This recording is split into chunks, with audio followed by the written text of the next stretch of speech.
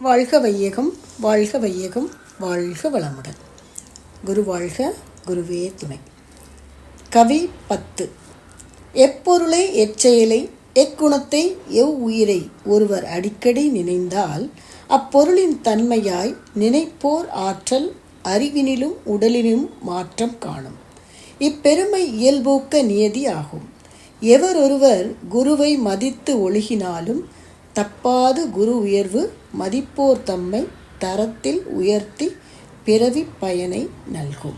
விளக்கம்: மனம் என்பது அனுபவங்களுடன் கூடிய ஜீவகாந்த அலையாகும்.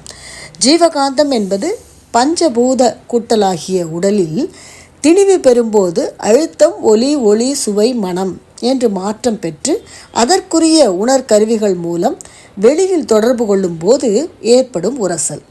இது இருக்க ஆற்றல் ஆகிய அழுத்தங்களால் அந்தந்த புலன்கள் மூலம் மூளைக்கு சென்று கரைந்து ஜீவகாந்த களத்தின் மூலம் கருமையத்தை அடைந்து அலை வடிவில் சுருங்கி அறிவு எனும் சுத்தவெளியில் தரமாகிறது. மீண்டும் மீண்டும் எப்போது வேண்டுமானாலும் மூளை செல்களின் மூலம் பிரதிபலிக்கும் போது எண்ணம் என்கிறோம். எண்ணங்களின் தொகுப்பு மனம் ஆகும்.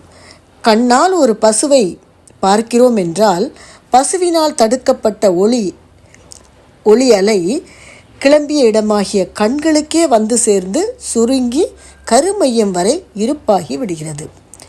மூளை செல்களில் விரித்து காட்டும்போது பசு உருவம் நமக்குள் தெரிகிறது.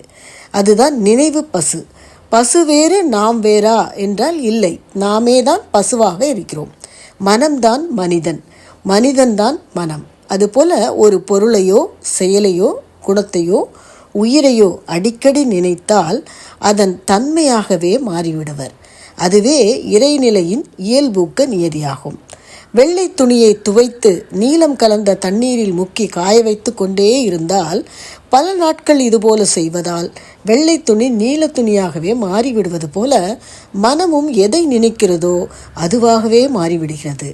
யார் ஒருவர் குருவினது பெருமைகளை மதித்து கடைபிடித்து குருவுடன் சேர்ந்து குரு வழியில் வாழ்கிறார்களோ அவர்களும் குருவின் நிலைக்கு தரம் உயர்ந்து பிறவி பயனை அடைவார்கள்.